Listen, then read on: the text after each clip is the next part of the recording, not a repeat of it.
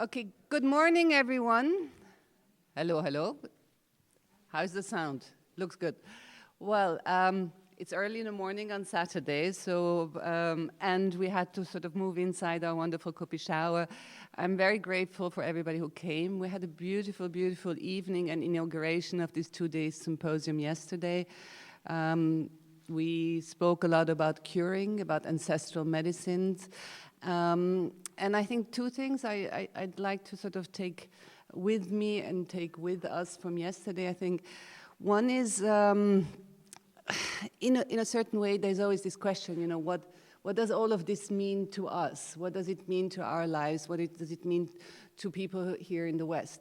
And I think we found a few ways how to start thinking about this question and how to relating things back to our lives, back to our own kind of beings, in this sort of idea of the symmetry, of the symmetrical. And I think Ricardo did such a beautiful introduction that this is really something that leads the way into further thinking. So this is maybe just one comment I want us to take with us. And the second one may be related to Pirio's attempt to sort of reformulate or redraw the syntax, you know, that we're using when we speak about our ancestralities, our futures, and a relationship to indigeneity and a certain form of past and present and future.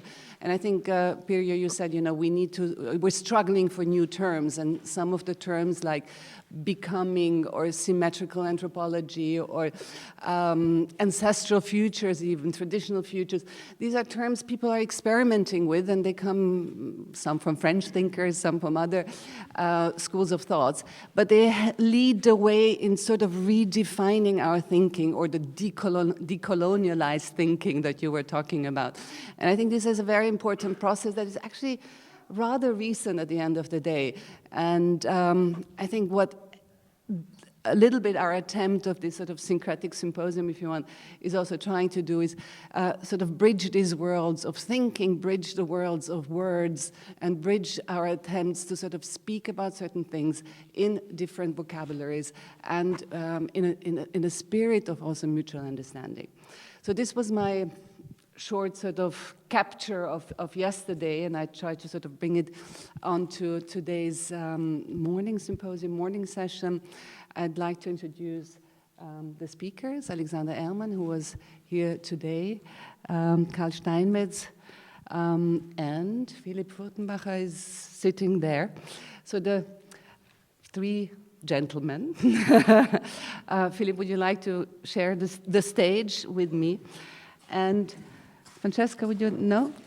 Okay, so I'll pass it on right away to Alexander. Alexander is a pharmacist, as you all might know. He has a long-standing practice in pharmacy, I think 7th generation, is that? 6th generation, 7th is his son.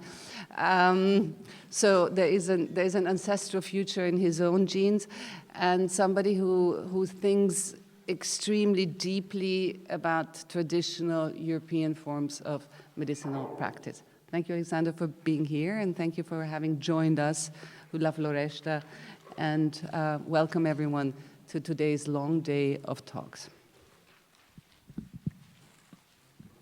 House. Good morning, everybody.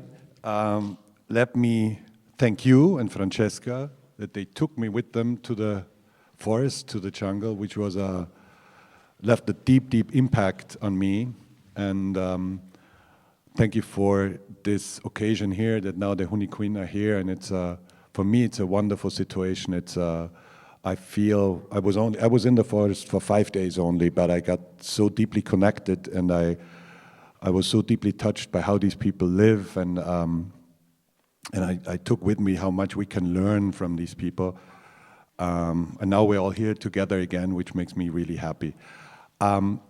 We had a little talk half an hour ago, and I thought that there are so many traditional European medicinal ways and practices that we might maybe start with something that Karl-Heinz knows and is his part. So if you're ready for it, and so that we all kind of interactive get to know each other, I would like to pass the mic to him, and we start with a little exercise.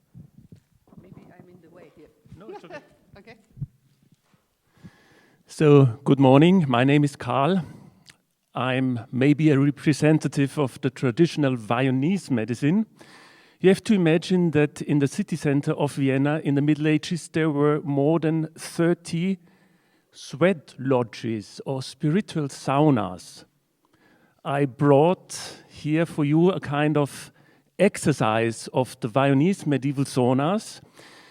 So they had different massages. They were at least as complex as Chinese massages such as Tuina Anmo.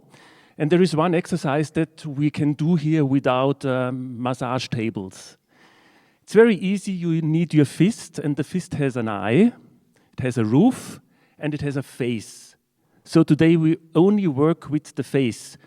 It's very important that you put your thumb on the side. And now I will show you, together with Alexander, what to do. It's a kind of a partner exercise, because one is the therapist, the other one receives the therapy, and it's obvious that we will change, that we will swap after one session of the therapy. It looks very simple, but it is not, because you have to do it with intuition. I will demonstrate you together with Alexander.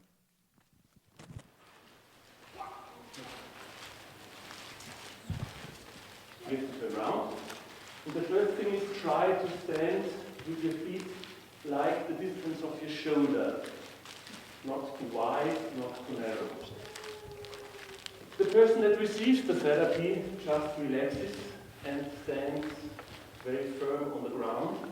The person that gives the therapy uses the face of the fist,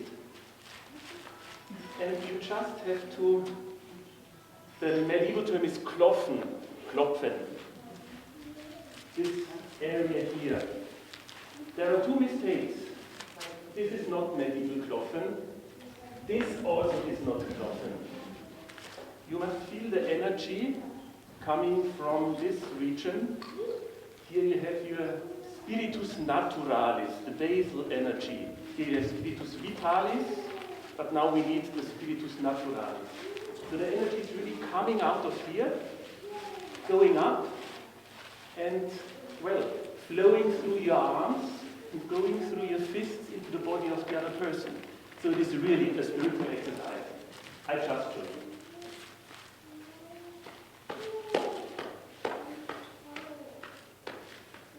Then, from this top region, you go downwards on the upper part of the arm.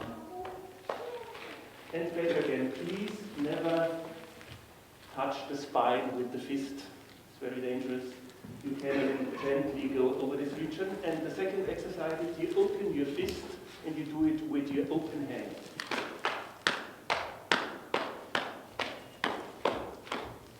Okay, it looks simple, but it has a spiritual meaning. So if you like to participate, please stand up. I think we must go a little bit into the middle part. I do it for you. Yeah. Okay.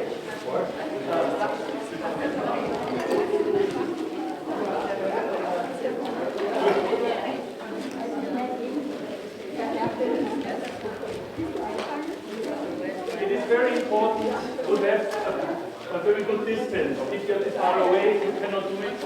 If you are too close to the other person, you block yourself. So it's very important, I think, we do this exercise in silence.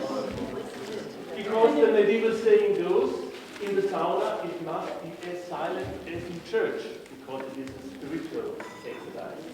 Okay, so please try to find your position.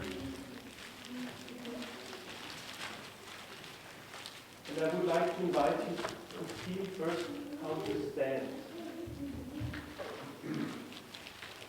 Feel your feet, really kind of firm ground. I would like to invite you to feel your belly and this basal energy. You can intuit your breathing that you do not do, but it happens by itself. And then you should let flow this energy upwards through the body and downwards through your arms and fists.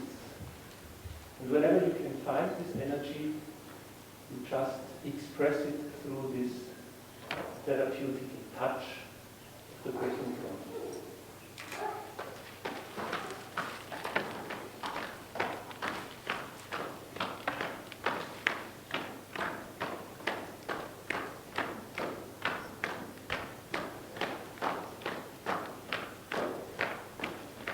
Also here, you are not doing it, it is happening. And so you can go downwards to the shoulders and to the upper arm.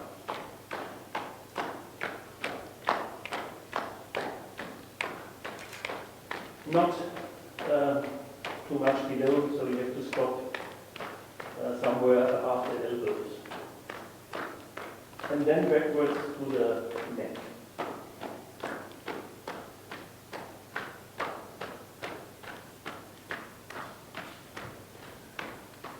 You can open up your hands.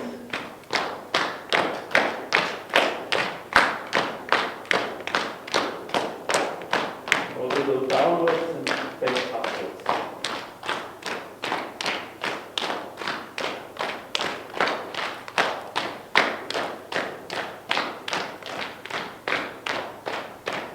And then let vanish and disappear.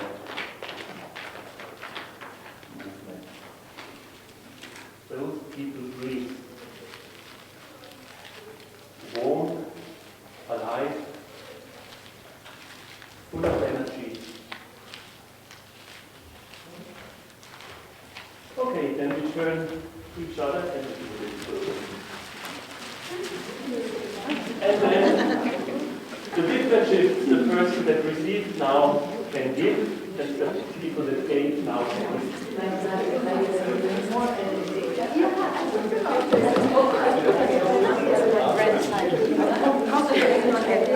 I again would like to find a very good position.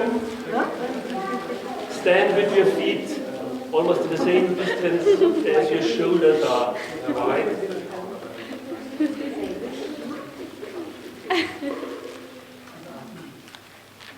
Try to feel the floor, the earth. We are also creatures of heaven, but firstly we are creatures of the earth. So we really have to feel the earth as the firm ground on which we live. Intuit your breath that you do not do, but that happens by itself, like the tide.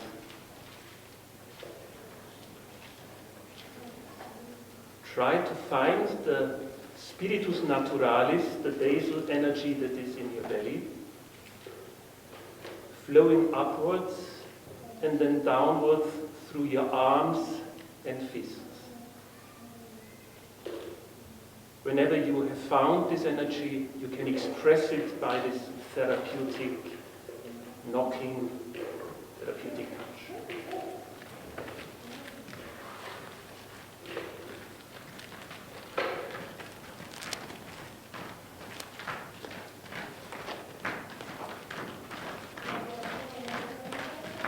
Do not beat the spine, but all other regions from the neck downwards to the arms. Stop below the elbow and then go back. According to your intuition.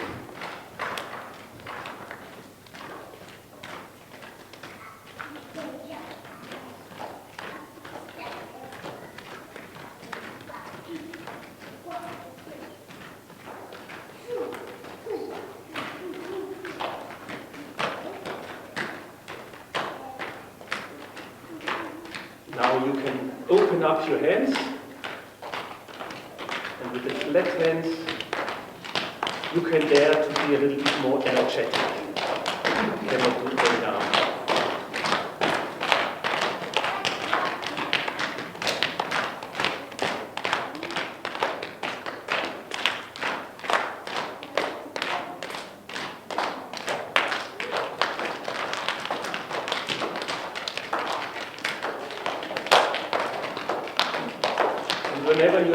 the neck, you can let this energy going back into your body and stop with this therapeutic touch.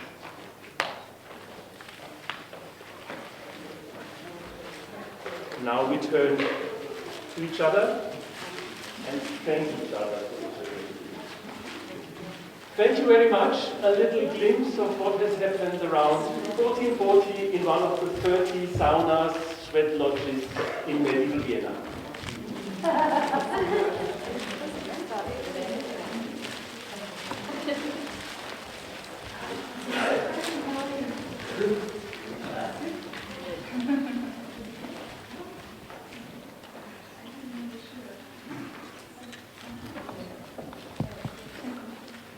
Thank you very much, Karl. I very much enjoyed it. Thank you.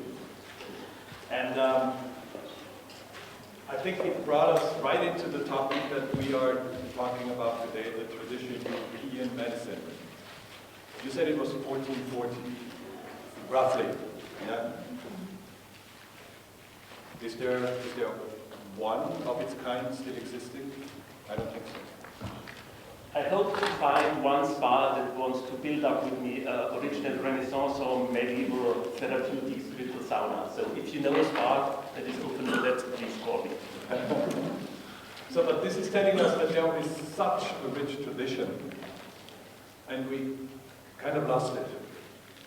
We have this advantage that a lot of things are written down, were written down. We have literature, endless books and proof of what happened. But let me first go a little bit further into history. And I have this wonderful stick here. It was found in 1825 by an unknown master of wood carving.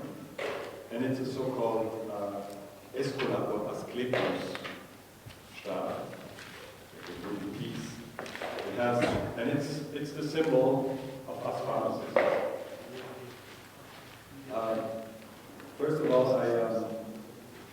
I was really excited about today because normally I'm used to talk in a one-on-one situation when a client comes to the pharmacy and I can really concentrate on one person. So if you allow, I will take you as one and hope to not lose the path. Asclepius, the god of medicine, son of Apollo and Coronis. Apollo was a god, Coronis was a princess. They had love, she became pregnant, and then she was unfaithful to him. Apollo was enraged and asked his sibling sister Artemis to take revenge. So Artemis killed Coronis. And Asclepius was saved by Hermes, who took the baby out of the dead body of the womb and gave Asclepius to the centaur Chiron, who taught him medicine.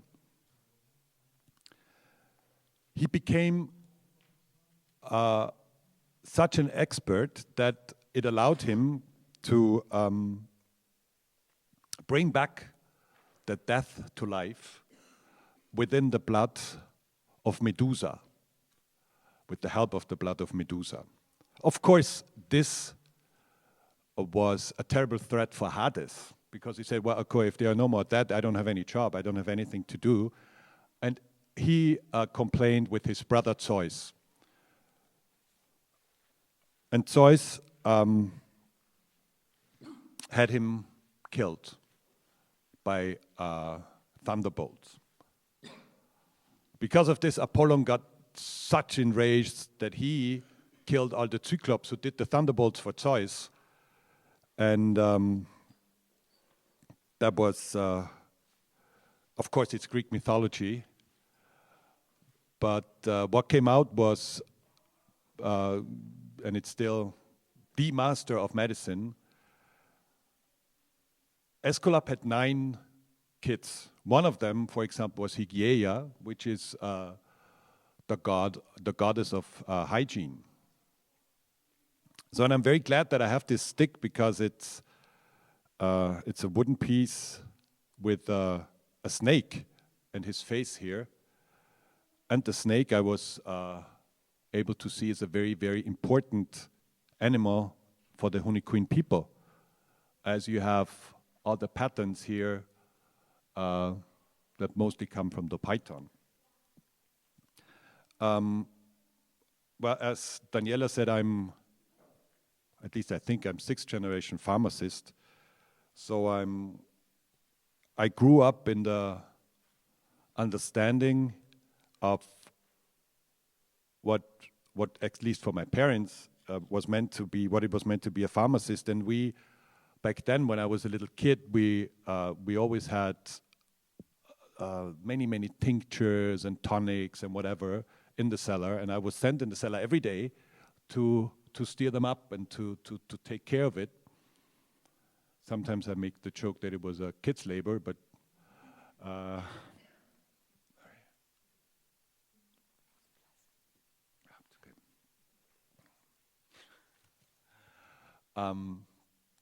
ever since I learned that the job of a pharmacist is to produce by themselves.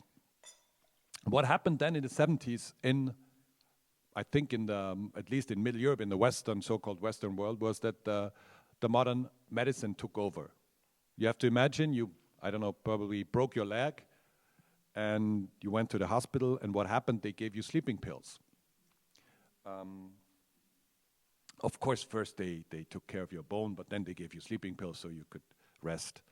What happened was that by now we have loads of junkies that cannot sleep without the sleeping pills, which is, for me, is a terrible situation because sometimes I really feel like a dealer in the pharmacy. I know exactly what happens, and this is just one part, like one example. There are many examples that you always, in the modern medicine, you know, there is a disease, there is something happened, and you go to the doctor, and you just see that the doctor gives you a medicine that helps you immediately to become healthy again. High blood pressure. You know, all of a sudden, it doesn't hurt, but you see, I have 200 to, I don't know, 110. Ooh, alarm. Then you go to the doctor, he prescribes you pills, and within half an hour, you might feel a little dizzy. It's all back to normal. Of course, this doesn't work because you don't change anything in your way of living. The big advantage we see within the traditional European medicine is that we always see the human being as a whole. It's not just one organ. You always see it as one system. So you can't just cure one thing and say, okay, you have, I don't know, high blood pressure or a headache. There's always a reason. And as we saw beforehand, it was such a wild field. It's not just the plants, the herbal medicine, which is my part. It is massage techniques. It's, of course, nutrition. And if we go back like to Hippocrates, he said, let the food be your medicine and the medicine be your food. A very important figure in the traditional European medicine was Paracelsus, Theophrastus Bombastus zu Hohenheim, who lived in the 15th century, and he was an incredible wise man. And he didn't start, but he was very influential to the topic of spagyrik. And I'm very happy that within Ernesto's exhibition here, we have the chance for a couple of days to see how this works, because as it was said yesterday, the Bagé Agostinho, who was influential and who is the reason why there's this book, said it should be, maybe the next step for the Bagés could be to learn that they don't do their medicine by like bespoke, and if there's an occasion, they go into forest. I keep it short. They go into forest, do it for this occasion, and that's it. So there could, maybe if there is a chance that they could learn how to prepare, how to and to learn how to make a cream, how to make a tincture, how to take, I don't know, an aromatherapist oil. That would be a next step, and I really do hope that we can do this, because there's a friend of mine who is building up a little laboratory, and we can. And he is a master of spagyric. Spagyric is, for me as a pharmacist, the most important way of producing medicine. It is super, super intense, not only in the way that it's very time consuming. It takes up to 3 months to make one tincture, which of course, if we compare it to what we have in our modern medicine, and you take a pain reliever pill, takes nothing. There is distillation, there's fermentation, you work with heat. And spagyric is an old Greek word meaning to separate and to bring back together again. And we will see how much the Bagés can take back to the forest, and maybe there is one or the other way of what they could learn from us. Because what I think is we can incredibly learn from them. Like Ernesto always sometimes told me the story that if something happens, if something bad happened with one person, we are used to put this person into jail and just put them away. What the Hunikuin do is they gather around this person and tell this person something good, what they did good in their lives. I mean, it's such a difference, and very often it reminds me in the way how we treat people when they're ill. You just try to cure it immediately, and you don't look at the whole situation of how these people live and how they treat themselves, what they eat. You don't think of the climate of which period of the year you live in. It all makes such a big difference. And I'm very sure that there could be a very successful way of how we could combine our modern medicine and the traditional European medicine. You must imagine, now I told you that was like in the 70s when this modern medicine came up, and the traditional medicine just more or less disappeared. And our system is that the social system, at least in Austria, and I think it's absolutely the same in Germany, they just pay for school medicine. They don't pay for traditional methods. They don't pay for any herbal medicine. But there could be a way that these two ways of healing stand like two partners. Because there is for me as a pharmacist, there is no doubt that the modern medicine has a lot of advantages, of course. But to forget about our traditions and to just kind of cut the roots, and I like this, that you should stand and, feel the earth, because what we lost and what I saw that really probably took me most is when I saw all the Bagés here again, and we hugged, and I smelled the forest, I smelled nature, and I think we lost that we see us human beings as part of nature, which we of course are. I mean, we are nature. Everything on us is nature. And to just get back this, how should I say, I'm very often confronted in the pharmacy with clients that they say, okay, I know from my grandmother, we did this and this. And do you know anything about it, how this works? Because I think this would help me more than this pill. And at least here in Austria, I think everybody knows things like if there's a fever, that you take something like Essigsaure Batschal, which is just a wet piece of cotton with vinegar that you put around your feet, and it just takes out the temperature out of the body. Or one of my favorite roots is the Meisterwurz, Radix imperatoriae, which grandmothers used to give the kids on their way to school in the trousers. Said, if you feel a little, cough or sour throat, you just chew this root. And it helped.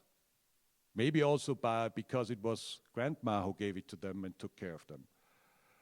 And there is this longing from the people to just, and maybe this feeling inside that there's so much more than just the pain reliever pill that takes away the pain within 15 minutes. And it started maybe 10, 15 years ago that all of a sudden the traditional Chinese medicine became tremendously known, and a lot of doctors moved here or studied, and then we had all this Chinese medicine here, or Ayurveda. But Paracelsus said there is a cure for every disease, and this cure comes from where you live. So, and it's the same if you go in the forest, you go into the jungle, you go into the forest and look for your cure. So it's the same here. We have a cure for everything here, right in front of our nose, which is, which was for me the reason, and like the red ribbon through what I do now is that there is not only where I work, there's not only a pharmacy, but right on opposite of the street is a place for natural cosmetics and treatments and a little restaurant. And people often ask me, why are you doing this? I mean, you're a pharmacist. And then I explain that it is because of this, there is a cure for whatever disease you have right in front of your nose. And maybe some of you come to Prieglitz tonight. There's a farm where all this grows, and we don't even have to spread out seeds. It's right there. And the red ribbon through is that out of one herb you can produce a tincture, a medicine. You can produce cosmetics, and you can eat it.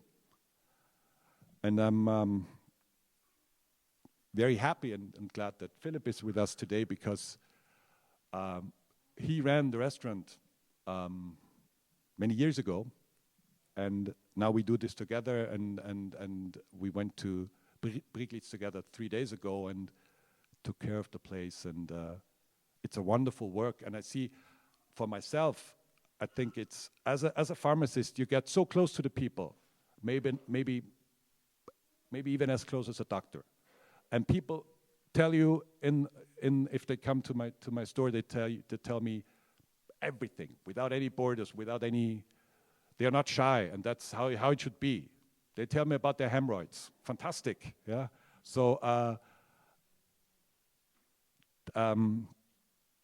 and for me, it was always, there is so much more than just standing there in a white coat and waiting for a person with a prescription in their hand to come in.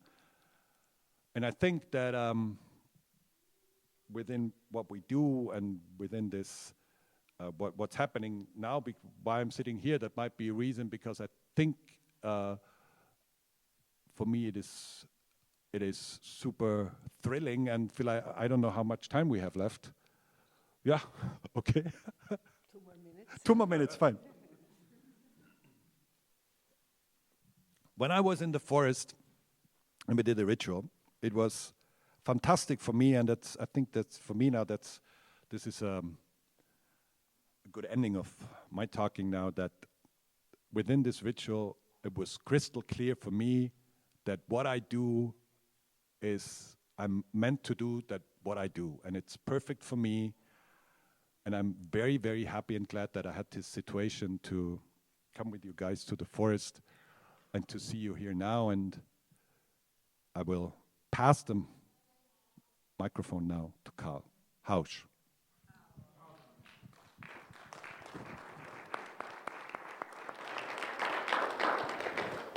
I ask a question to respond to that? Am I allowed to? No, because I feel that you're talking a lot about medicine and how it's distributed and the different techniques, but for me it all boils down to diagnostics, because what's in my mind missing a lot when it comes to alternative medicine and natural remedies and so on is the diagnostics, how to use it. You walk into your pharmacy, you go, ooh, and I come and I grab all these bottles, but I'm not really sure how to use them sometimes. And, it would be useful, I think, to also look at, because when, for instance, I have a headache, now I grab a Panadol, because that's, I know that that's going to work. And, of course, the sleeping pill, something else. But I think in your case, there's a need for diagnostics as well and understanding, because I would rather come to see you when I'm fine, than when I'm sick, and maintain a level of health through understanding my body better overall, which I go to Lanzarote to do. But there's not a Lanzarote everywhere, not everybody. Yeah, that's the problem, I think. Yeah. May I? Yeah. I think the problem is really for the population in general to get a diagnostic which is really a holistic diagnostic, which really includes the body and the soul and the surroundings and the circumstances of a person or patient is living, which causes the sickness. So for a holistic approach of healing, basically, Francesca, you're right, you need a holistic approach to diagnostic. We know for sure we need sometimes an MRI, for sure, but we need as well first the feeling of the doctor or whoever is doing the diagnostic, the feeling and how to the person in a holistic way to really get the right diagnosis. Otherwise, if you only use the normal medicine in diagnostical finding, you only get one point of it. Like you hit only one point if you think in therapeutical approach, only this point. So that's a real challenge to give this to more people, basically. For instance, in Los Angeles, they're opening up more and more of these walk-in diagnostic spaces where you can walk in without even an appointment, and they take your blood and they do a whole holistic checkup, and it costs, I don't know, $40, and you have a full body checkup, and it's attached to health food stores and where you buy your vitamins and all your alternative medicine. In the back, there's a diagnostic location, and they're full the whole time, and it's really for everybody to walk in and to begin, so there's lacking in my mind this educational process where you take responsibility for your body and for your health, and you reach out to these alternative practitioners to assist you. That's for me. It's one thing. I think what you're doing is amazing, Alexander. Don't get me wrong, but I just think that attached to that, there needs to be some better ways of understanding the treatments. I mean, there is, for me, that's a political situation we're finding. For us, it's not possible to open a store like you said. I would do it right away, just to open up a space where you could walk in, as you said, in Los Angeles. It's not possible due to our political situation. I would get sued up my, I don't know, if I do something like this. Even, I mean, let me put it this way. I take this with me as a new target, because I would love to have something like this. Maybe we could do it all together, yeah, and see and have a great situation, because as I mentioned, right now we have a situation that our social system just pays for modern and for school medicine, period. And so the situation right now, it is, if you want to go another way, it's kind of exclusive. because it costs a lot of money. That's how it is. Yeah. God thanks, a lot of people in Austria can afford it. So, and the other thing is that there are very few people and very few doctors, and it started maybe 7 years ago, that there are courses. It starts now at the university, it was totally off, and there are courses that you do privately to say, okay, I want to become a traditional European medicine doctor, which is a weird situation. You can study traditional Chinese medicine here, but you cannot study traditional European medicine. But I would love to change the situation. But when it comes to diagnosis, I think there is a lot that Karl can tell us.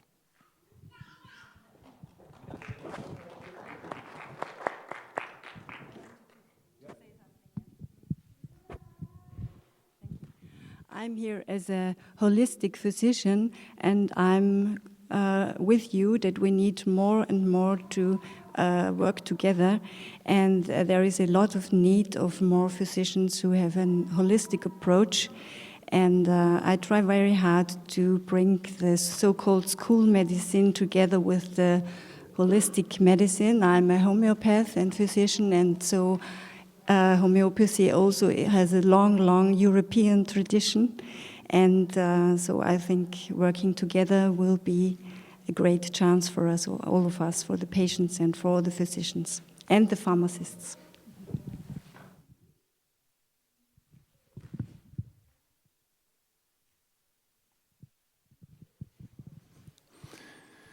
Well, for some practical reasons, I can now not offer pulse diagnosis, that is very subtle, but if you allow psychosomatic diagnostics, and again, from the European tradition, from the monks and nuns, from the hermits, from the anchorites, be it in the Egyptian or Syrian desert, be it in hermitages in Upper Austria, we are speaking about a very long tradition that is 1,500 years old.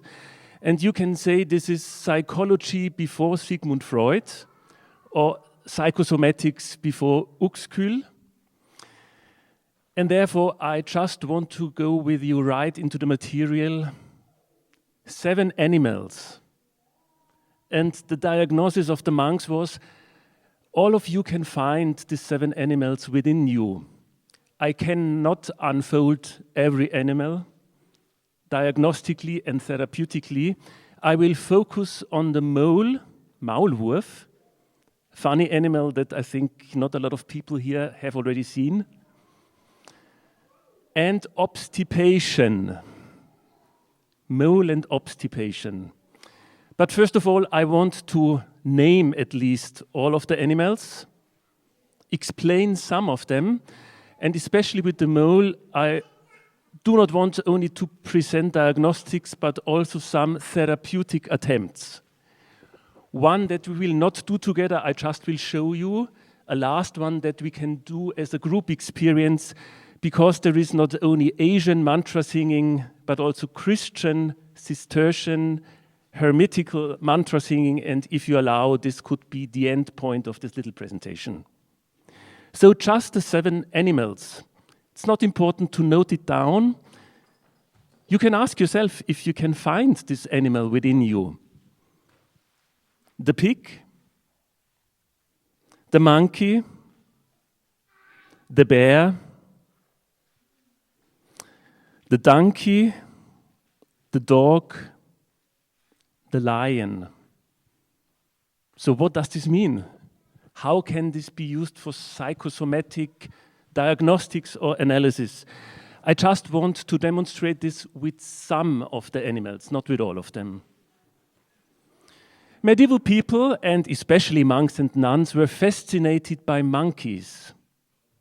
They have a funny way of playing around. They are swinging. And what medieval people could observe, the male monkeys, they had a harem, a big group of women, sexual pleasure all the day. At the same time, monkeys built up very careful, constructed social networking. So what is the trap? of the monkey. Over-enthusiastic amusement all the day long, intoxication, sexuality that breaks through all the boundaries. Sexuality is really a pleasure, but it also can destroy friendships if you try to catch the wife of your best friend.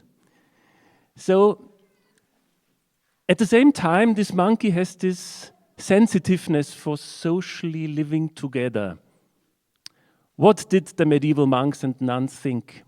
Okay, social ethical sensitivity of the monkey as the positive side that you should discover, but this you only can live if you faced already this destructive side of the monkey, this over the top. And the medieval monks and nuns thought that this is the trap, especially in the Pubertarian age, where you have to learn to work with this monkey. The somatic expression is very easy. Intoxication by drugs, exhaustion, always being tired, nothing having left because you wasted your energy. Now let's go to the bear. Also a very interesting animal, full of aggression and power, that has a positive and a negative side. The negative side is very easy to express. If you have already seen a bear, first peaceful and calm, up to the point that he's provoked and he really can destroy everything. At the same time, in medieval times, they observed that normally a bear only activates aggression if he tries to protect his little children or the partner. Again, the trap and the chance. There is a destructive aggression that you must feel because it's part of you. If you did not yet discover the aggression within you, you should do this step. It's very important.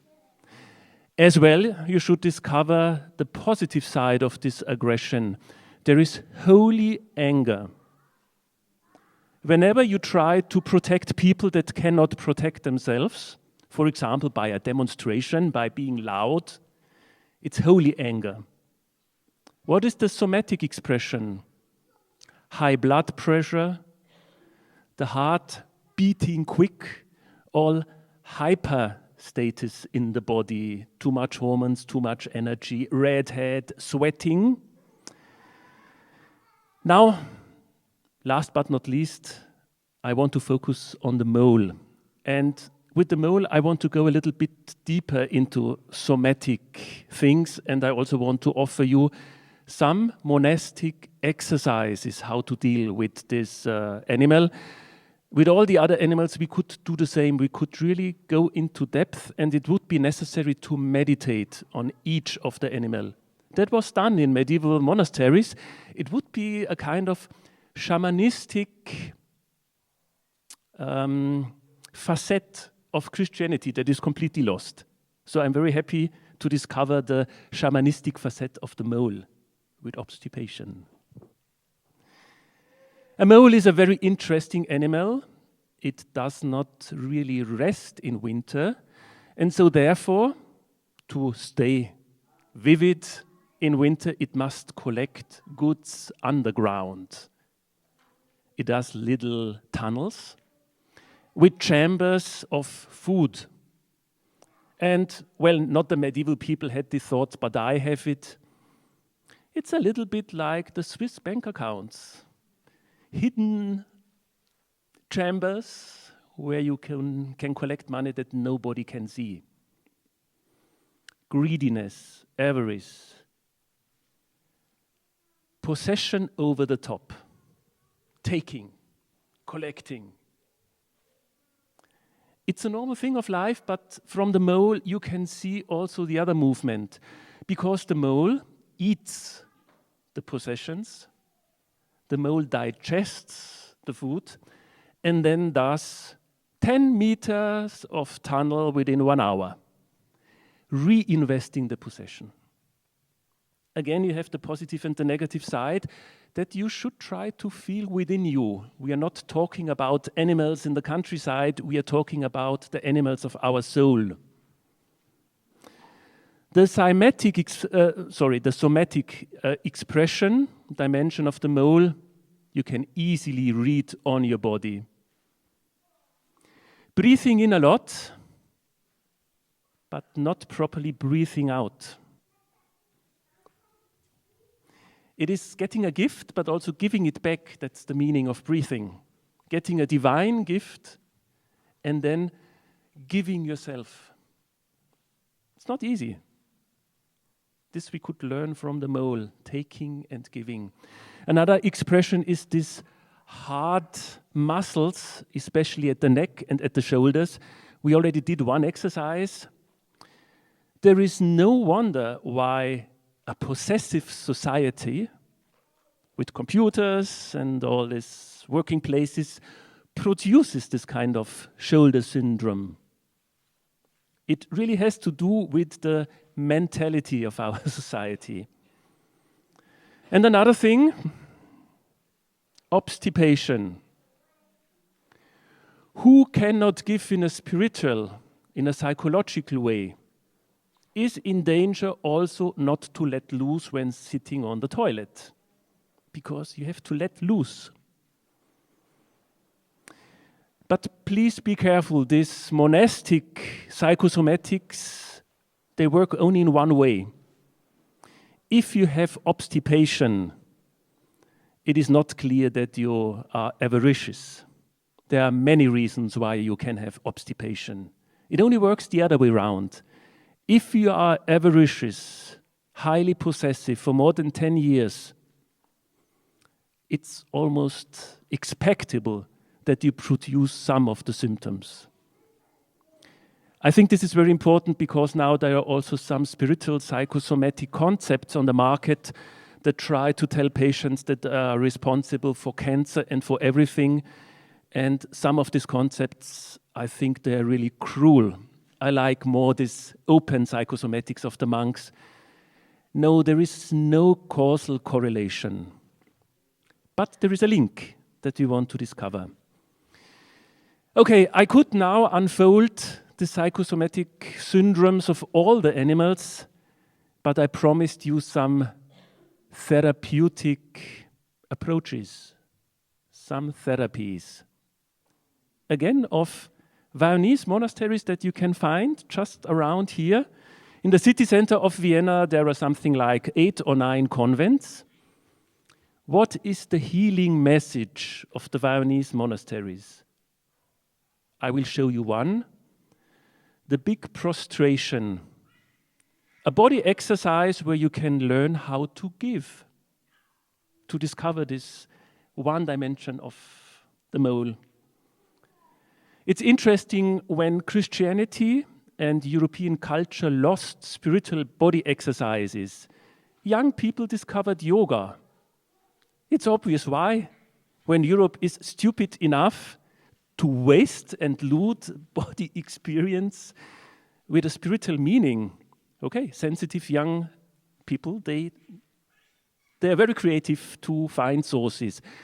Now, I do not want to show you a yoga exercise, but a monastic, Viennese, European, French, Italian, maybe just human exercise. It is a little bit difficult, so I only show it to you. It's not meant chauvinistic, just a little example. It would be some effort, it would take some effort to teach it, but just listen and watch. In the second exercise, I would be very happy if you would participate. The first, just for observing.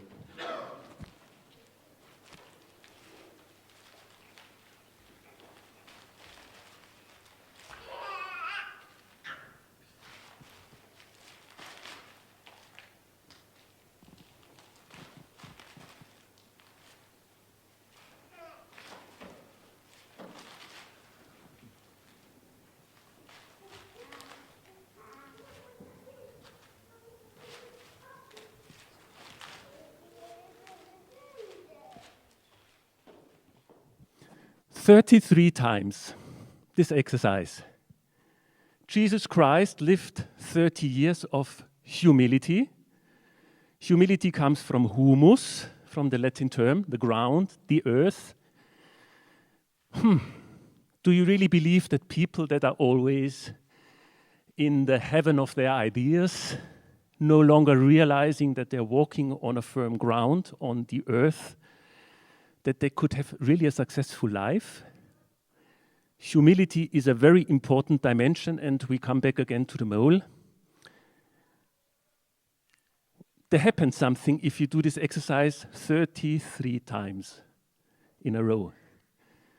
Interesting experiences, and I like yoga, tai chi, but I also like the monastic exercises from European monasteries. There's another exercise, a little bit more spiritual, a little bit more subtle, and you can choose. The European mantra is the name Jesus, but also for non-Christians it's not horrible, because Jesus is the Greek-Latin version of the Hebrew word Yehoshua, and that means the divine is healingly present. This is the meaning of Jesus. So if you do not like the name, you just can hum. But if you think it's not a bad idea now to chant, to sing together, the divine, whatever this is for you, is healingly present now, you also can chant on the name of Jesus. I will do a medieval hymn of the monasteries just around the corner. And since this hymn is a little bit complex, I have a more simple role for you. I will give you two notes, a higher one and a lower one. You just choose one of them, which one you feel comfortable with, and you can hum or sing Jesus in long periods. Whenever you have to take breath, just do it. And since it's a spiritual exercise, I see almost everybody is already sitting in a kind of spiritual posture. So this is very helpful. Please, if you still have some things that you do not need, put it away. Sit in a kind of good and solid position. And if you want to emphasize the spiritual exercise, you also can do custodia cordis, protection of the heart. We have a point here that is called fossula anime, the little point of the soul. It's very important for medieval massage. In fossula anime, it is here. At the end of the corpus sterni and above the processus xiphoideus, there's here a little cave. You can protect it. And I give you two notes in order to hum or to sing Jesus. And whenever there is a wonderful carpet of sound, I will sing a Cistercian hymn on top that just has a text about the healing dimension of the divine. Das ist der hohe Ton und das ist der tiefe Ton. This is the high note and this is the low note. Please choose one, this or that. Hum or sing Jesus.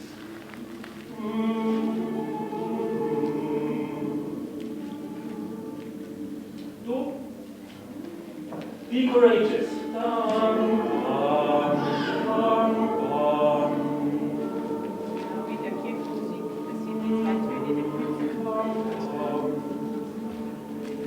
Jesus dulcis memoria, dans vera cordis gaudia, sed super velet omnia, Deus dulcis presentia, nil canitur suavius, nil auditur iucundius, nil cogitatur dulcius, quam Iesu Dei filius, Jesus est penitentibus, quam pius est petentibus, quam bonus te querentibus, sit quid invenientibus, nec lingua valet dicere, nec litera exprimere,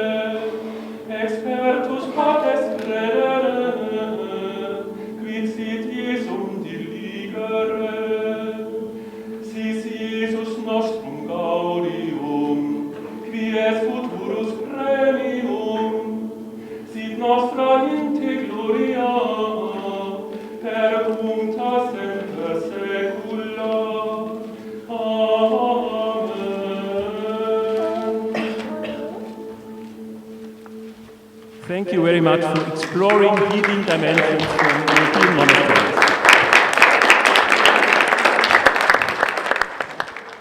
Wir brauchen jetzt bitte den TV-Screen. Philipp. Wir haben gerade unseren Mitstreiter verloren. Ah, hier ist er.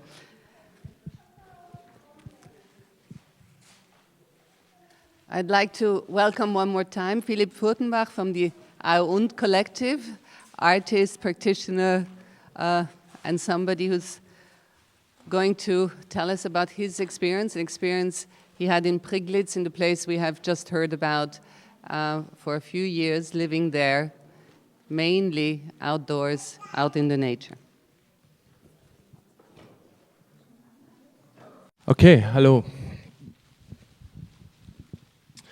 My name is Philipp Furtenbach, and I'm part of the collective und, and I also want to welcome, say hello on behalf of everybody to Thomas Visser, who is sitting here. He's one of my two colleagues, and we've been working together for nearly 10 years now. And today, a bigger group of people from here travels up to the mountains. It's the very eastern end of the Alps, and it's Priglitz, and Alexander mentioned it already, and having a ritual tonight there with the Huni Queen. And after years, I came back 2 days ago to this place, and it's kind of historic, and it's an honor actually to do this here for me, because this place played a very important role in our work, in the beginning of our work. And I want to show you a few images, actually quite a few images, about our first years of our und between 2007 and 2012. So I have to say my background is originally from, well, so-called art and also architecture, and I was dealing a lot with urbanism in the 90s, and Thomas comes from philosophy and linguistics, and Philipp Ricabona, who has terrible backache today and still tries to come, he comes from medicine and music. And all of us are actually city people, so we didn't come that much in contact with so-called nature, and of also not the knowledge about nature and plants and all this. And in these years, out of the interest in living systems, which comes in my case from urbanism, like you can see city as an organism, how it works. And in the studying situations and systems like this, we got interested in the system of so-called nature and as a living system, and start to explore and to look at this system very deeply and intensively.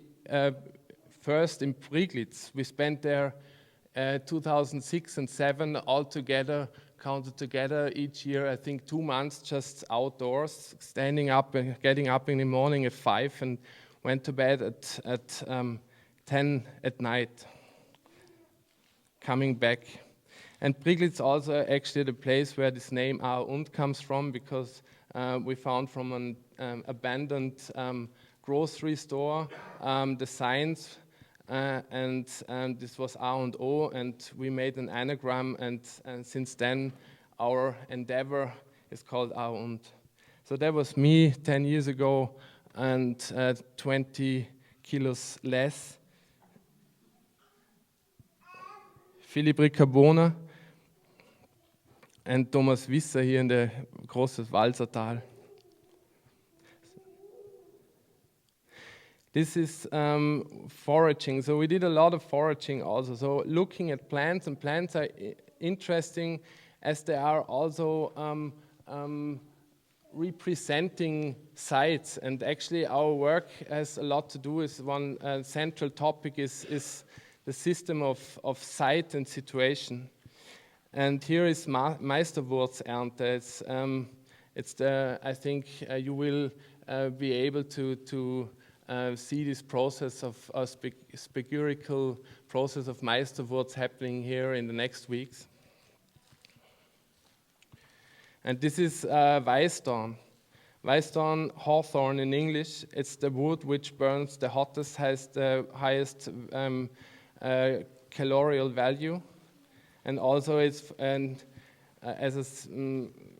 same symbolism is used for heart, strengthening the heart.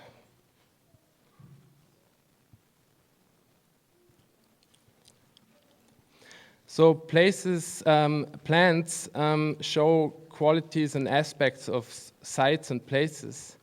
And we liked very much the idea to make it, to conserve this situation and to make plants movable so that they can travel and be ambassadors of places. Here you see Salix alba. It's a tree. It's very common alongside rivers, and it's the model, the natural model for aspirin. And I have to say, also, I like painkillers, so I also sometimes take painkillers. And this is the natural model of it.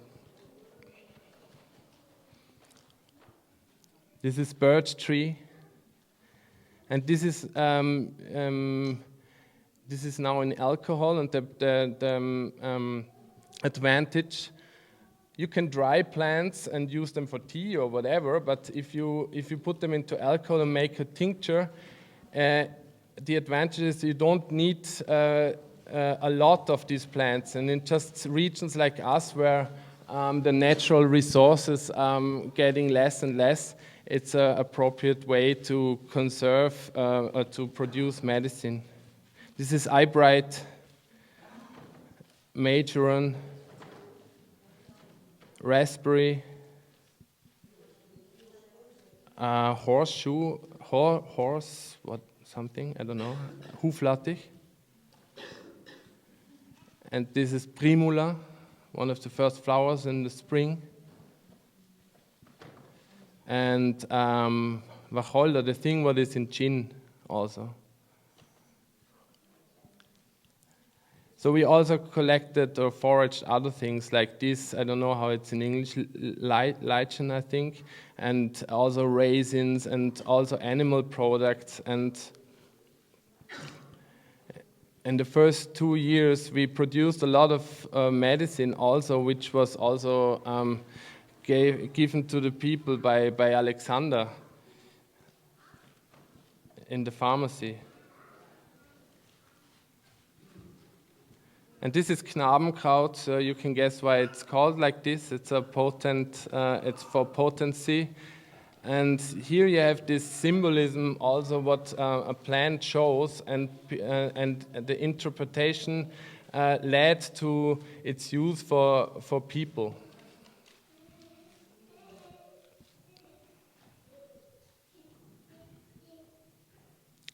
And we traveled with our car, which is a lot for projects. And this is former Viennese hearse truck, which was able to contain up to 10 coffins.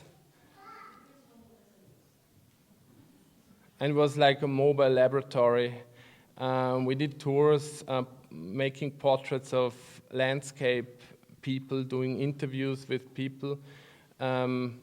Like special people we found out and researched before, and also found these plants as ambassadors to take home to represent the places we have been to. So that also shows our approach to so-called nature. It's nature, I think it's not only the place where we would like to go on weekends, and what some of us would like to or try to protect. This is near Temelin, very close to Temelin actually, and we were foraging several herbs there for our collection. Here very close. And also at a pond there, we took water and started a sourdough culture, which traveled with us and helped to make bread for many years, actually. And the starting culture comes from Temelin. As a contrast, this is one of the first sites for Neanderthal actions in Austria, at least what was found. And working with these archaic models and also praxis, we always like to have a contemporary counterpart on it to make it readable for more different people, because of course if you do like this foraging and this it gets easily misunderstood, and also I think it's for us it's the aesthetics of the images what represent that our actions were always important. So this is a public root harvest of angelica roots, and we brought an artificial moon because in the tradition roots were digged in the moonlight.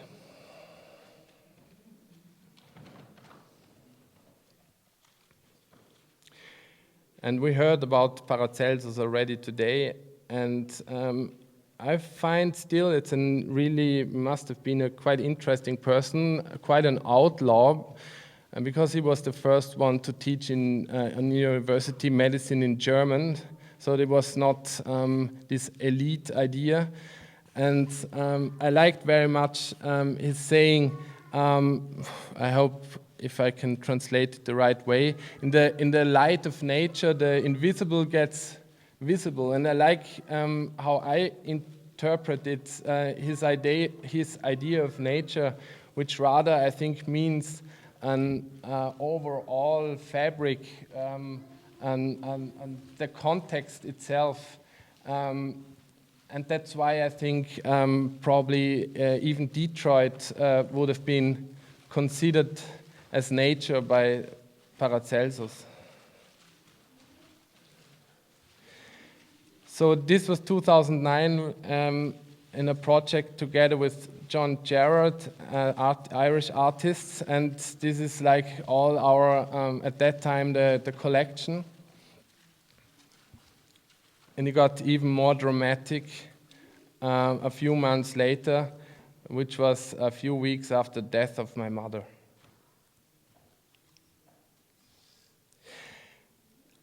All this and the working with plants and with sites was inseparable with our work with food. So that was actually all one work. And I learned the technique of cooking in 1.5 years in a very good restaurant in Berlin. After my work in art got too brainy and kind of stuck in a meanwhile dead end. So I thought I need to do something with my hand, and that actually opened up a new world of possibilities. And coming back from Berlin, I got to know Alexander and Philip and also Thomas, and we started a quite radical approach to food, which means we only used ingredients and substances from places we know, or also that means ingredients with personal relations. So we didn't use any product, anonymous product. And that was, we kept this concept or dogma orthodoxly over years. And this image is from a project we did in New York. Also when we were working with food abroad, we sourced all the places, we visited all the places from the ingredients we used for dinners up to 20 courses. And this is the water reservoir one of the biggest in New York City, outside a bit. So if you work also then not only with wild food, wild animals, wild plants, you have, of course, many or most of them are domesticated. And as soon as animals are domesticated, or products are domesticated on plants, there comes this social aspect, which was really, really very important for us. And we were actually more interested in these social situations of products than in so-called qualitative criteria. There's a woman in south of Italy after she just killed a bird. This is also from a project in America, a farmer upstate New York. And this is Thomas together with a young man in southern Austria. Farmer's young man. And this is Peter Gruber from Priglitz with his wife. You remember her name? Franzi, also Franzi. You see him in his socks.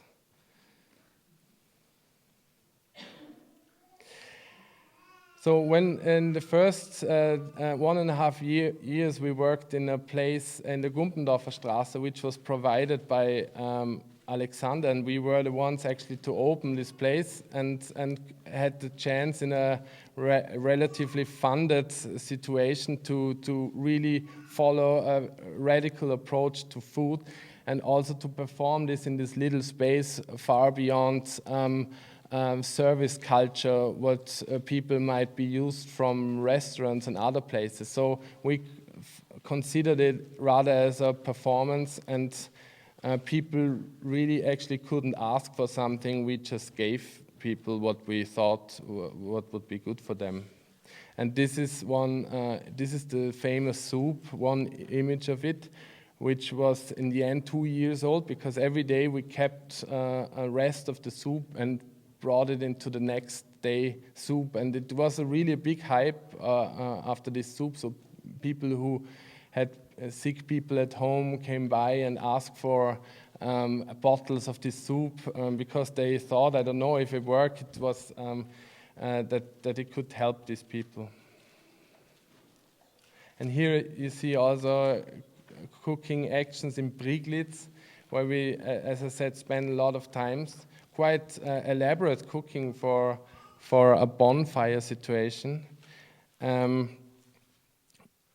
But again, also the contrast to work, to bring this to city in a different way than people were used at that time of like natural food, brought into the city not by people with woolen socks and rather by people with sneakers. So that was kind of new, and also the precision we worked with.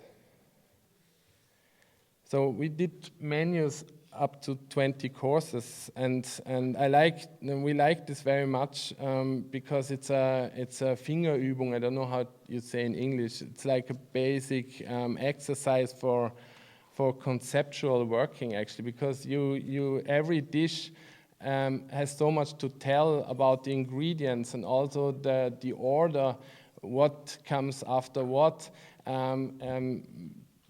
builds up huge spaces for interesting stories and content. So we did all these plans, so there are dozens of them are still existing. So this is saltless wild broth, or a broth of wild roots, and together with it a saltless root of domesticated roots. And here just a few images to show you that we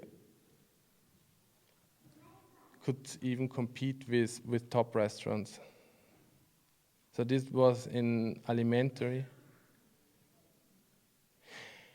And 2008 in summer we became nomads, so to speak. So we left the Gumpendorfer Straße because we found out, well, which is obvious, everybody knows that food is a catalyst for social situations. And in alimentary, as we performed there, we found out, and as also the food we brought there from places we know, we found out it changes behavior of people in this situation. So we wanted to work more on that, and from that day on, we started to create our own places, our own dramaturgies, how people get to these places, and frameworks within the food and other activities happen. So this is in the Großen Walsertal, and we did there in this island of trees. We did a festival for 1 month called Leben und Sterben in den Bergen, living and dying in the mountains, thematizing biological, geological conditions of this place, as well as also we organized the first civil council of this valley. 3,000 people lived there, to take over more responsibility about their surroundings, and not leaving everything to the well, mayors and people who seem to be responsible. And also we had a weekend symposium about death, because there's a big avalanche catastrophe that was in the 50s in this valley, and 100 people died there, and it's quite dangerous area too for the farmers who work there, so because it's very steep. So as I said, we created the places and we took it quite literally. So we digged for 10 days, many people, 160 cubic meters hole in this island, and created this festival place, really completely autark from the village, and had a concrete oven which gave heat, and also a stove. And the concept drawing of this place, of this project, made it to the cover of Collapse magazine, a philosophical research magazine, an art magazine, edited by Robin McKay. And just to give a glimpse to, we did many places, and not only with food, and like food was important, but over the years it got less important, not because we were not that much interested anymore, but because other aspects got more and more important. And this is a project we did in London, where we built a light well, over 2 stories of a building, which brought natural light to this garage situation. This is in a chalk mine outside of Vienna. We did a symposium there about this actual place and this actual hill, inviting mayors of these villages and people there in order to give input and energy to this place, and to the plans of these people, what this could be in future. Another project was that we were traveling by feet, carrying these hand wagons for 5 weeks through, again, the Großes Walsertal, through 6 villages, and not knowing where to sleep, and having some food with us, and being in contact with hunters and people who had gardens. And we could convince spontaneously people to open their private houses in order that we can make a public one-night restaurant there. Long minutes. And 2012 we decided to quit with cooking, just to make a clear cut, to really open new spaces for our work. And as an epilogue for 1 year, we honored our approach and our dogma about ingredients and food and produce. And so we did this series, Principal Concerns, and here we were producing charcoal for 3 weeks, day and night. Oops. And harvesting 1.5 ton of charcoal. Yeah. And also we went into the mountain to get out mine by ourselves for one day with the workers and took out 1.5 metric tons of salt, as well as 1.5 metric tons of sugar beets. We produced sugar in our 4 days and 4 nights in our own little sugar factory. And this is an actual project where we work with plants, with neophytes, plants which came, however, to Europe, and people don't like them here. Botanists also think they should disappear, and it's an property and outskirts of Vienna, and this is, it contains a backyard and a garden where we work with plants like this. And just now, for the last minute, I show you without any comment images of situations which also were traveled with us over the years, and you can guess what it means.